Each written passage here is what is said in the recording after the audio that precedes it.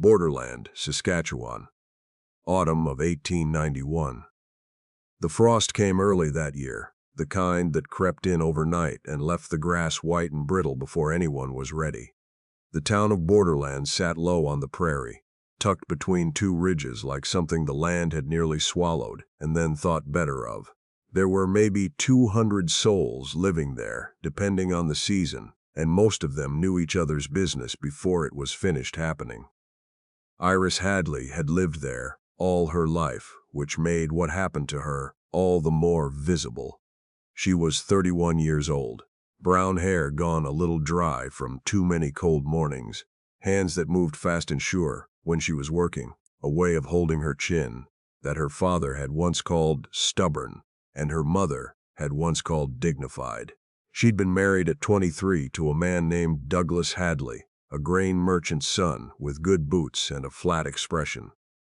They had tried for children, nothing came.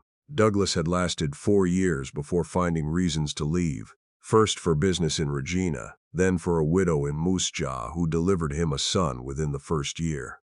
He sent papers north with a courier. He did not come himself. Iris did not crumble. That was what surprised people most. She went back to her parents' house on Birch Street, took the room she'd grown up in, and the following Monday, she was seen walking to the dry goods store with a list in her hand. She paid for everything herself.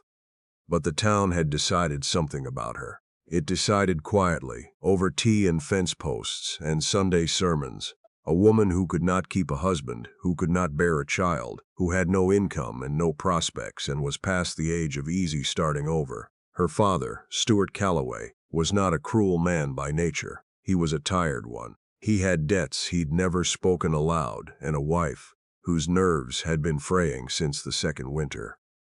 He looked at Iris and saw, in the particular way that frightened men sometimes look at their daughters, a problem he did not know how to solve.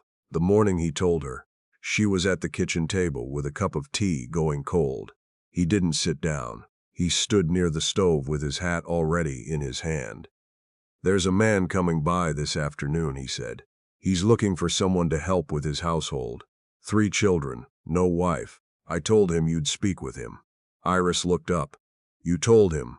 Her father turned his hat once around. "It's a fair arrangement. He's offering a situation, room, keep, wages. He means a housekeeper." Her father was quiet for a moment. "He means what you make of it."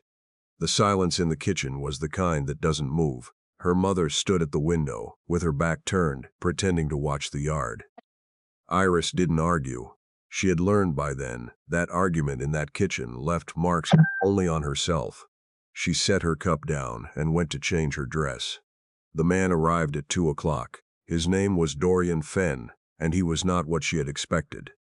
She had expected something worn down and sorry-looking, a widower scraped thin by circumstance. Instead, he was broad across the shoulders with mud on his boots, and a steady, weathered quality to his face that suggested he had not been scraped thin by anything. He was 42, though he looked a year or 2 older in the eyes. He had lost his wife to typhoid 3 winters past. He had been managing since then with a rotating series of neighbors' daughters who quit, one by one, when the isolation of his land proved longer than the wages could compensate. He did not sit.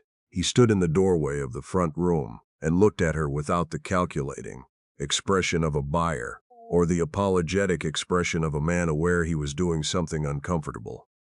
He looked at her the way a person looks at a door they are not sure they have the right to open. "My name is Dorian Fenn," he said. "I have land north of town, about 14 miles, 3 children. Oldest is 12, youngest is 6. I need someone with good sense, not just someone willing." Iris stood across the room. She had her hands at her sides. "What happened to the last one?" she asked. "She left in July, found the winters hard. And the one before?" "Married a surveyor in the spring." She looked at him for a moment. "And you're telling me this because?"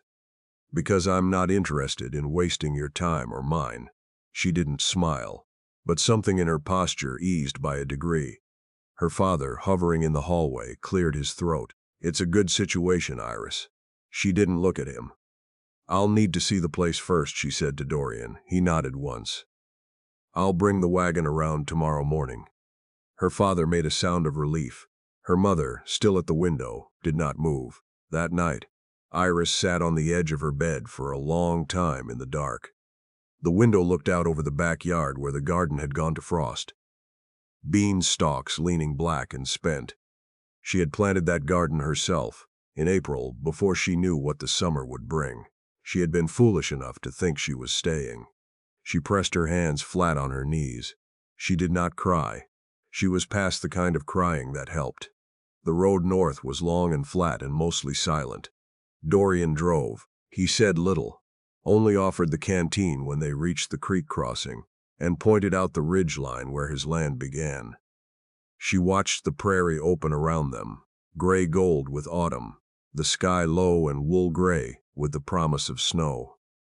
The farmstead appeared around a bend in the track, a long house, not large, with a covered porch running the width of the front, a barn painted once red, now mostly weathered to brown, a root cellar mound at the side, a kitchen garden still half showing turnip tops above the frost, smoke from the chimney, which meant someone was inside. 3 faces appeared at the window before the wagon had fully stopped.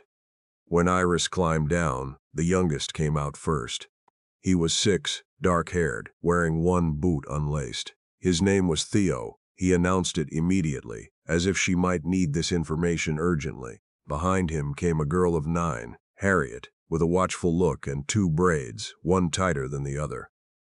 Last came the oldest, a boy of 12 named James, who stood on the porch with his arms crossed and the expression of someone who had been disappointed by arrivals before. Dorian introduced her only as Iris. He didn't explain what she was there for. He seemed to think the situation would define itself. It didn't, immediately. She spent that first day walking the house, opening cupboards, counting jars, testing the pump. She made a supper of what she could find, which was salt pork and potatoes, and a gravy that came out thin. James ate without comment. Harriet said it was good, in the cautious voice of a child who had learned to measure her words. Theo knocked over his cup of milk and looked at her sideways, waiting. She handed him a cloth. "Clean it up," she said. He did.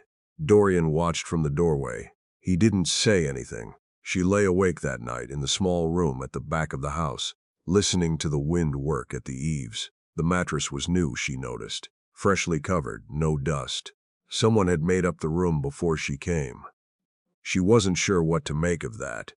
She wasn't sure what to make of any of it. In the morning, she started earlier than anyone else.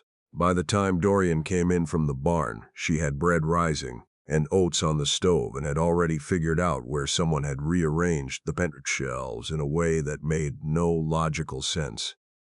He stopped in the kitchen doorway, hat in hand. "You don't have to start that early."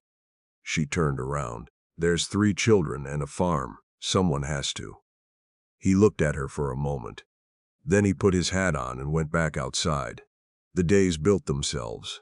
She learned the rhythms of the house, who woke in a temper, who needed quiet before speaking, who was hiding something.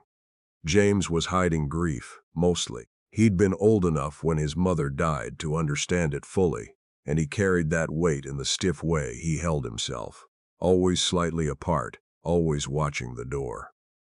Harriet worried about everything, silently, in lists she kept in a notebook. Theo, the youngest, had found a way of being sad by simply forgetting to be, and then running into it unexpectedly, like a fence post in tall grass. She didn't try to fix any of them. She just stayed nearby. One evening, 3 weeks in, Harriet came to her with the notebook. She sat down across the table from Iris without being asked, and opened it to a page filled with questions in careful, 9-year-old handwriting. "What do we call you?" she read aloud. Iris looked at the notebook. "I suppose that's up to you." Harriet chewed her lip. "Not Mrs. Hadley. That's too long, Iris." The girl considered this. "James will just call you nothing for a while. He does that, I know." Harriet closed the notebook. She sat for a moment longer. Then she said, "Mama used to put rosemary in the bread." Iris was quiet. "I can do that," she said, "if you tell me where she kept it." Harriet got up and went to the pantry. She came back with a small cloth-wrapped bundle and set it on the table without a word. That night, the bread came out different. Better, or at least the children seemed to think so. James said nothing, but he took a second piece. The first real trouble came in November. The town of Borderland had a way of delivering its opinions, not loudly, but persistently, like weather. Iris had known this. She had lived there long enough. But she had believed, perhaps, that 14 miles would be sufficient distance. It was not. She was at the general store in town on a Thursday, purchasing lamp oil and thread, when she heard the voice.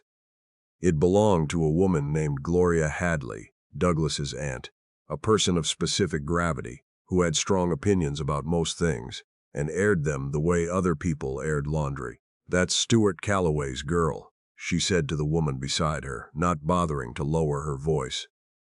"Up at the Fenn place now, no better than a hired woman, after everything Douglas put up with." The woman beside her made a sound of sympathy in the wrong direction. "No children," Gloria continued. "Not one in 4 years. Some women just aren't built for it." Poor Douglas had no choice, really. Iris stood at the counter with her back to them. Her hands were still on the counter, perfectly flat. The shopkeeper, a man named Henry, who had known Iris since she was 8 years old, looked at her with something apologetic in his eyes. She picked up her package. She turned around. She did not look at Gloria Hadley. She had decided, sometime between the counter and the door, that this woman was not worth the energy of a direct look. She walked through the store and out onto the wooden step and down to the wagon. She sat there for a moment with the package in her lap and the cold air sharp in her lungs. Then she heard boots on the step behind her. She turned. Dorian had been at the feed merchant next door. He had come around the building and stopped when he saw her face. He didn't ask what had happened. He looked at her the way he looked at the land sometimes, measuring something. "You want to head back?" he said. She nodded. He climbed up and they drove out of town without speaking. Halfway home the snow started. Light at first, then heavier, the kind of November snow that means what it says. The horses kept to the track. The prairie disappeared into white. "She's Douglas's aunt," Iris said finally, not explaining. "I know who she is," he said. Silence for a moment. "She said things." He kept his eyes on the track. "She says things about most people." He paused. "It doesn't take root unless you let it." Iris looked out at the snow. "I know that," she said. "It still costs something." He didn't say anything, but his jaw shifted slightly, like he was holding a word back and reconsidering it. When they got home, the children were at the window again. Theo had his face pressed to the glass. When Iris came inside, he announced that James had accidentally let the cat in and then accidentally let it out again, and the cat was now in the barn, and he had been the one to close the barn door and did that count. She kept her coat on for a moment longer than necessary. Then she took it off and went to start supper. That night, after the children were in bed, she sat at the kitchen table alone. The lamp was low. Outside, the snow was still coming.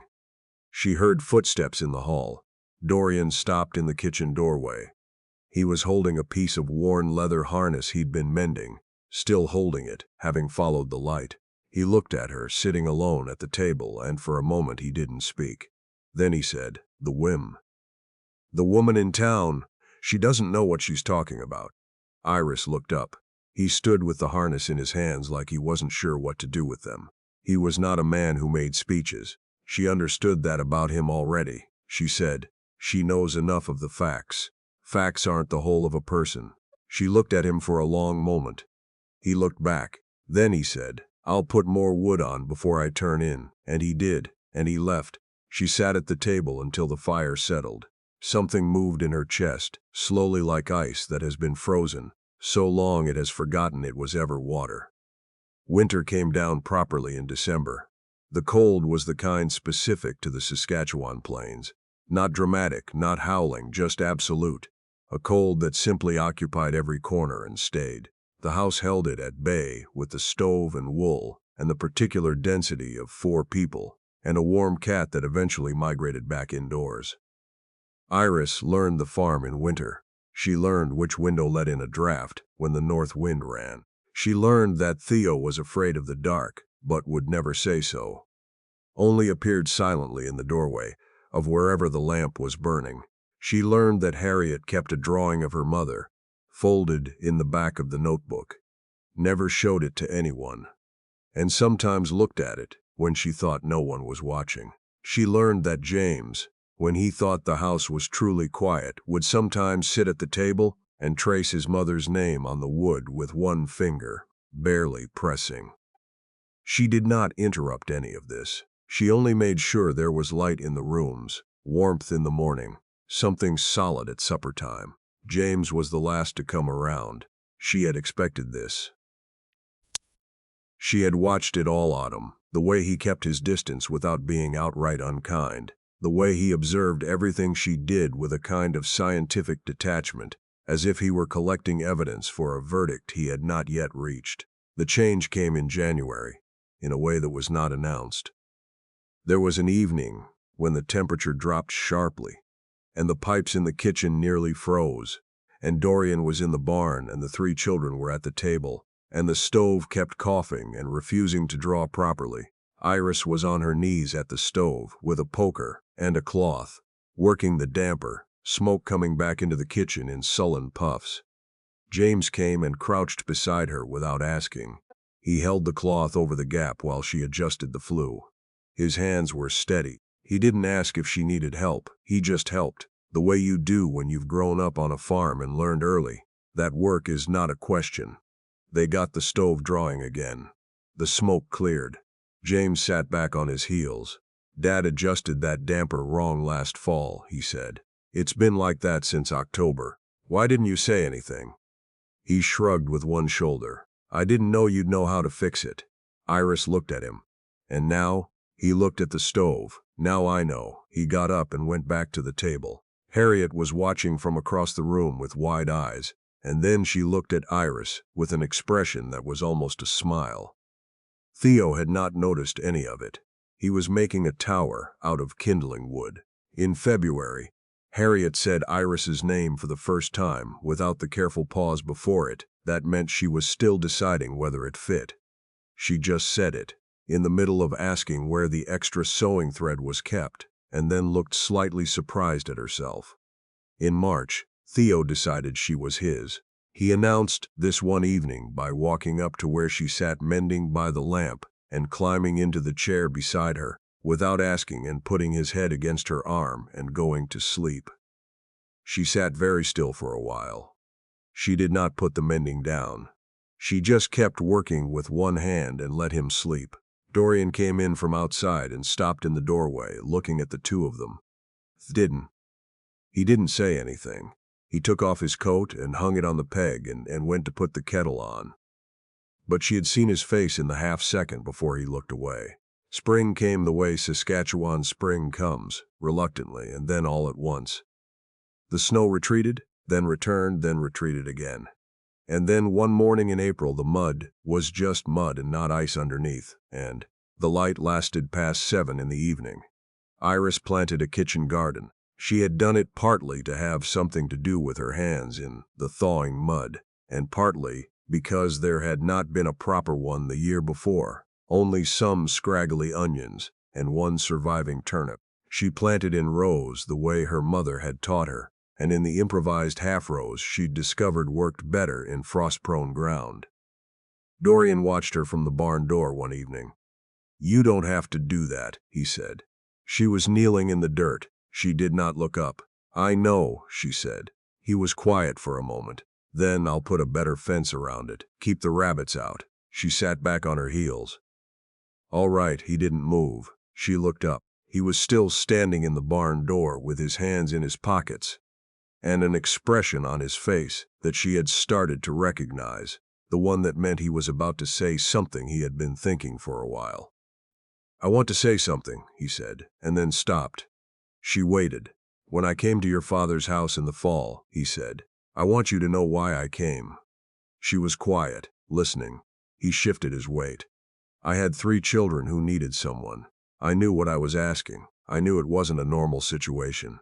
He paused. But I want you to know that when I walked in that door and you asked me what happened to the last one, I thought, this woman won't be managed. Iris looked at him. Was that why you came back the next day? He said. That was part of it. She looked down at her hands, still dirty from the soil. I thought you needed a housekeeper. He looked at her steadily. I needed someone not cruel, he said. Someone who wouldn't leave my children feeling worse than they already did. He paused. You've given them more than that. She didn't answer right away. The evening light was long across the garden, the kind of western light that makes everything look like it matters. And if I wanted to stay, she said finally. Not as a hired woman. He was quiet for a long moment. Then he said, I've been hoping you'd want that since November. She almost smiled. You waited until April to say so.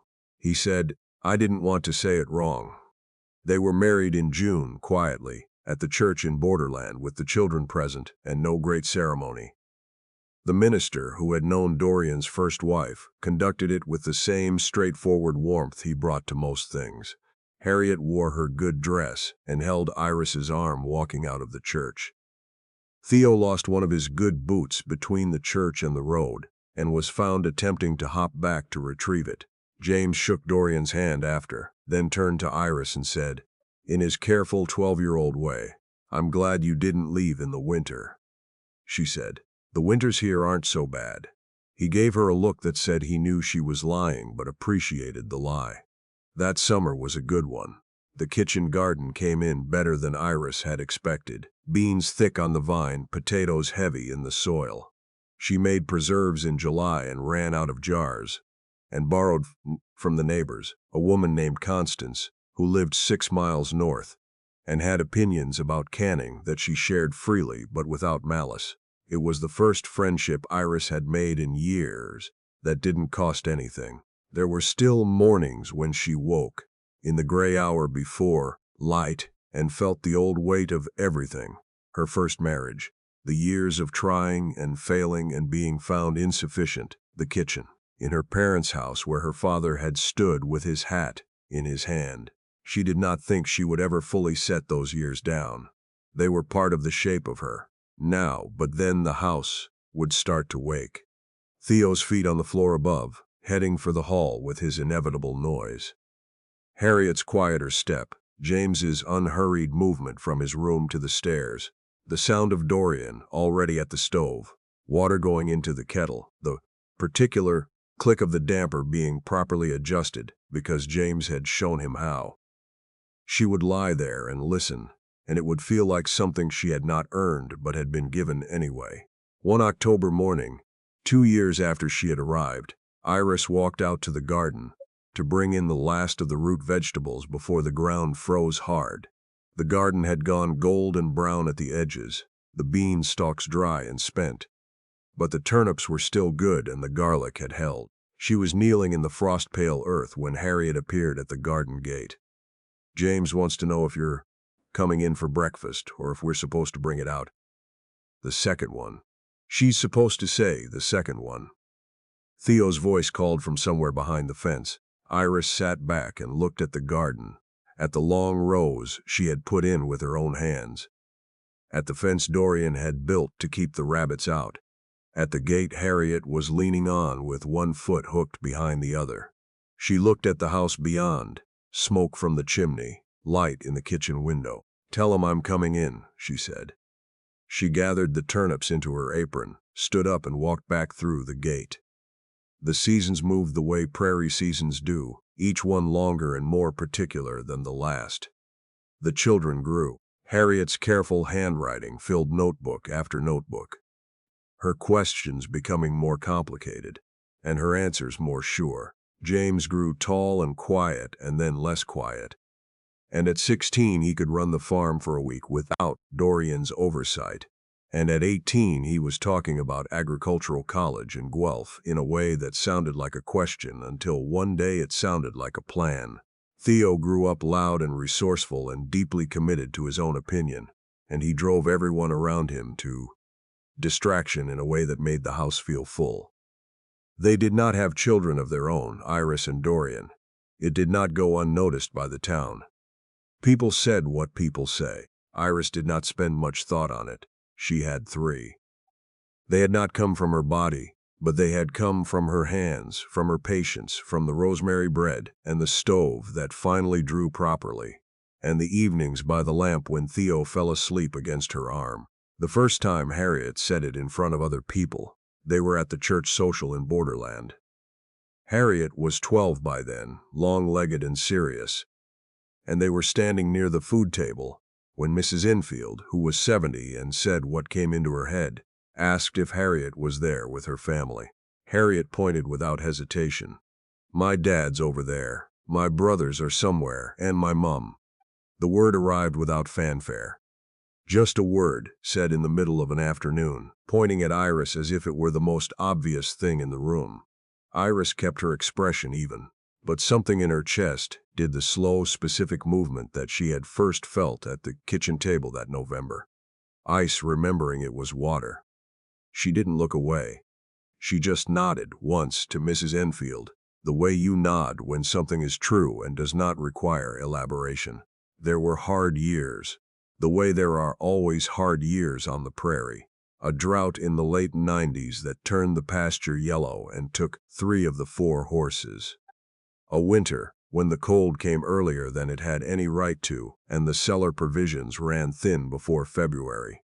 A year when Theo was 16, and made a series of decisions that kept Dorian up past midnight for 3 months straight.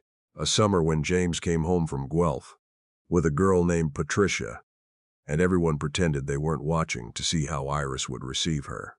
And Iris made the rosemary bread and asked Patricia what she studied, and listened to the answer, and that was that. Through all of it, the garden, it spread wider each decade.